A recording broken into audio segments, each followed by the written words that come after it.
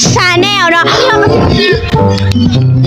เมื่อนี้เราสิมากินตำเนาะบวกกับไปรีวิววังสงวนซึ่งเป็นบ่อนท่องเที่ยวของบ้านเพลาดเมืองสังทองแข่งนครหลวงเมืองจันทร์ เนาะใครสนใจก็มาเล่นได้เด้อแล้วก็นี่ใกล้ชิหักแล้วเนาะเนาะมีหลายคนเนาะอย่างแรกเนาะเราก็ต้องแบบไปซอกของกินก่อนเนาะโอเคเราไปกินกันไปเข้ากินกันเลยไปกันเลย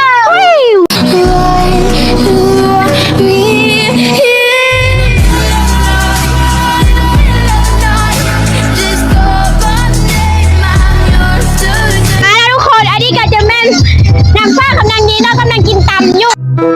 กินตำยังเขาเขินกล้องเนาะถ้าไปหาท่านกับไปด่าม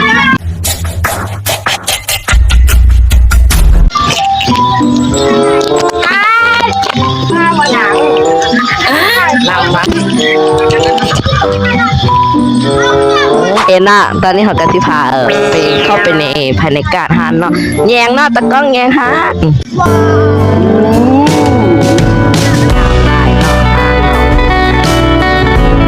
อันนี้ก็ซิเมนโซนเพลงเนาะอีเนาะอันนี้ก็เป็นหมูเขาเนาะคาสแต็กตำอยู่กินแน่ถ้ากินกับเขาน่ะ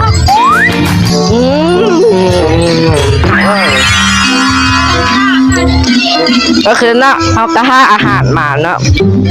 บายเนาะทุกคนเนาะเมื่อวันนี้เราก็จะเดินทางหรือว่าย่างไปเนาะย่างไปแบบสงวนเนาะเป็นบ่อนที่มันเป็นคือแพเนาะที่แบบเพื่อบางคนไม่เคยไปเนาะสปีกนะถ้าเด็กก็ลองไปเบิ่งกันเลยนะไปโอเคเนาะตอนนี้เรากำลังย่างไปเนาะกับมูทางหลายเนาะกับทีมงานเนาะที่บ่เป็นทีมงานตอนนี้เรากำลังที่ย่างไปวังสงวนเนาะแม่ตีบอกเนาะนั่นแหละแล้วเราก็จะไปเบิ่งกันว่าวิวอยู่วังสงวนมันงามก็ที่ประมาณนี้เนาะถ้ามาฟังเสียงโอเคนะเขาก็ถ่ายไปเลยนะจนเกิดถึงหอดมา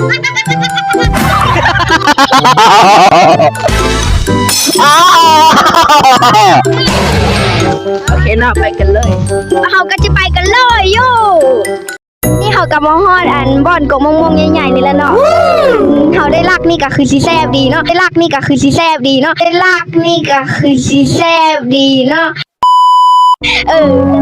เจ้าของเพิ่นอยู่นะทุกคนแต่ก็บ่เป็นอย่างไปซอกต้นอื่นไปลักเนาะไปลักเนาะไปอะไรเดี๋ยวผู้บ่าวโอ้ยทุกคนหมู่เขาเห็นผู้บ่าวแล้วคือมาขอสัมภาษณ์ได้ผู้บ่าวเราค่อยบ่แม่นกระเทยเนาะค่อยแบบบ่ฮู้สิตอบเนาะเนาะ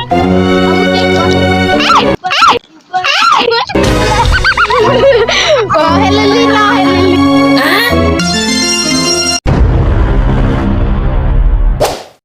โอเคนะตอนนี้นะเขาก็มาเจอต้นมากหรือเนาะมันเป็นตะแซบขนาดเนาะแต่น่าจะบ่มีพายุเลยเพราะว่าเป็นตะแซบหลายเนาะวิ่งเล่นสปีดโบ๊ทเนาะไปเลยแล่นมาแล้ว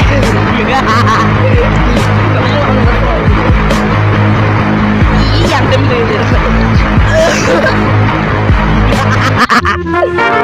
อันนี้นะกับในห้องมองเหมือนเราก็เป็นแบบแล้วเขาค่อยชิไปกินอยู่วังสงวนเนาะซึ่งเรื่องที่หาสิไปกินอยู่วังสงวนน่ะแม่นบ่เป็นจริงนะเพราะว่าเขาว่าเนาะเพราะเขาก็ฮู้ว่าอยู่วังสงวนหั่นเนาะเพิ่นบ่ให้กินนะเพิ่นบ่ให้ไปกินเลยอยู่หั่นเนาะว่ามีดกับบ่มีเนาะเนาะไปกันเลยเนาะไปรถมาตัวตับตายตัวนี้ได้มาตะกล้องตะกล้องสุดสวิขนาดเนาะยาโอเคนะตักตอนนี้นะทุกคนเขาใกล้ชิฮอดแล้วคือตอนนี้เมื่อยแหงเขาพาเล่นไปลากเขาง่วงมาละย่านแหงกันเลยเล่นเฮ้ยเหนื่อยเด้ตอนนี้ไกลค่ะขึ้นไปหันแล้วยางอีกบูฮูเด้กะฮอดละไป ที่เรากันเป็นบ้านเนาะ แม่นแล้วเสียงหัวคือเอกลักษณ์ของซองเฮาเนาะ แม่นละ ไผ่หัวโบคักโตกเตะออกเลยเนาะอย่าหยอกอย่าหยอกไปไปต่อแล่นทุกคนแล่น ปิดนับโอ้ยโอ้ยโอ้ย ตอนนี้เขากำลังฮอดบอดกำลังทางเข้าอันนี้ก็วางสงวนเลยทุกคนแต่ทางเข้ามันจะโค้งไปทางนั้นแล้วก็ลิกย่างไปทางหน้าอีกเนาะแล้วมันก็โค้งขวาขวาหรือซ้ายซ้ายแล้วก็ฮอดอีกเนาะตอนนี้เขาก็มาลัดทางเนาะมาตอนนี้เจ้าของเงินไปอยู่ของเลยลัดทางเงินเนาะมาทุกคนโอ้ยไม่ทางนี้ทุกคนเขากระลาดมาทางนี้เนาะถ้าไผ่ที่อยากมากามาได้เด้อบ่อนนี้คือบ่อนท่องเที่ยวของบ้านเพียราชเมืองสังทองแล้วทุกคนเนาะไปย่างกันไปต่อเลยเนาะ เฮ้นะตอนนี้เขาก็มาฮอดแล้วเนาะอันนี้ก็แม่นบอนทางลงแล้วมันสิตะเกะตะกะเนี่ยเนาะเพราะว่าเขาไม่ได้มาทางหน้าเนาะเลยมันยากๆนิดหน่อยเนาะเมื่อเป็นแบบกันขึ้นเนาะตอนนี้เนาะว้าวตอนนี้เขาอีกแล้วนะบ้าน นิดนึงเนาะเพราะว่ามันฝนตกเนาะทุกคนเอามา ตอนนี้เขาก็ลงเจ็บตอนนี้อุ้ยแพงขึ้นได้ไหมเนาะคุณมาเนาะตอนนี้ก็จะเปลี่ยนคุณจะพาเนาะให้นางพลอยมันมีดังแสงเบาเนาะโอเคเนาะว่าก็เลยเราบายบายมาเหยียบแพเนาะนี่คือบรรยากาศบนแพเนาะทุกคนอย่าตีไม่ได้ไม่ตายนี่นะ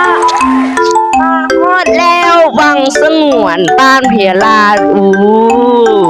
ลักขนาดเนาะเหมาะกับการมานอนอาบแดด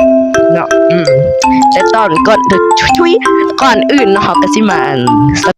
มองนี่ก่อนเนาะเพราะว่ามันจะกินแห้งเนาะโอเคเนาะปิดกล้องเนาะ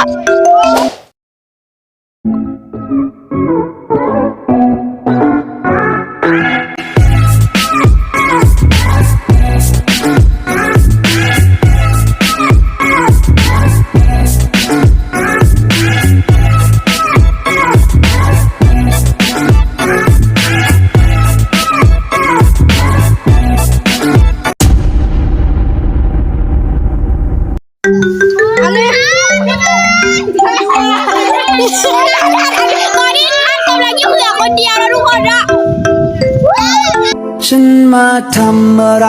ที่นี่ ฉันมาทำ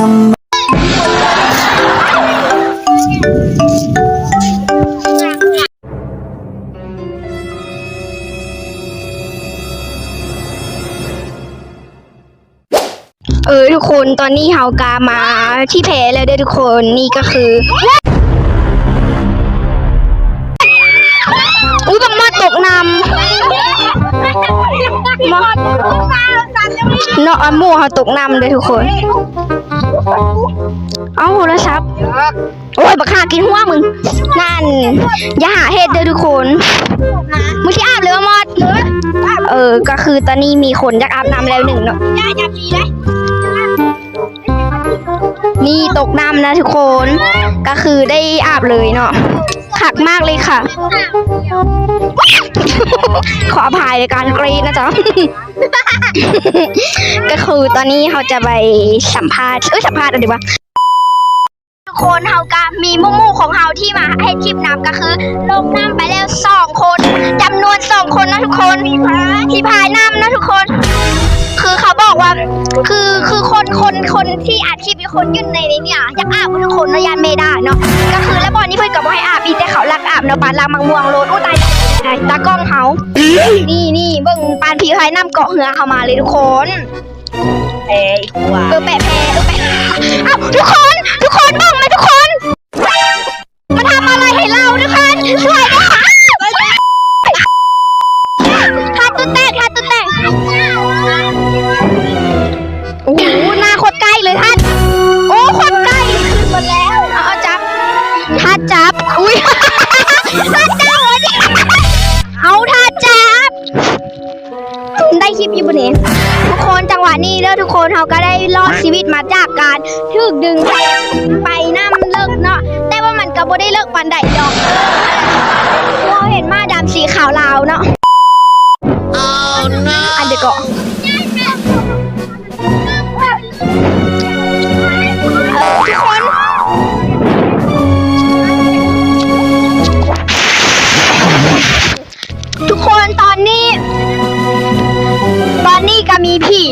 ทุกคนปิ้นสวิชาปิ้นไปโอ้ยเนาะว้ายว้ายว้ายอะไรครับเนี่ยทุกคน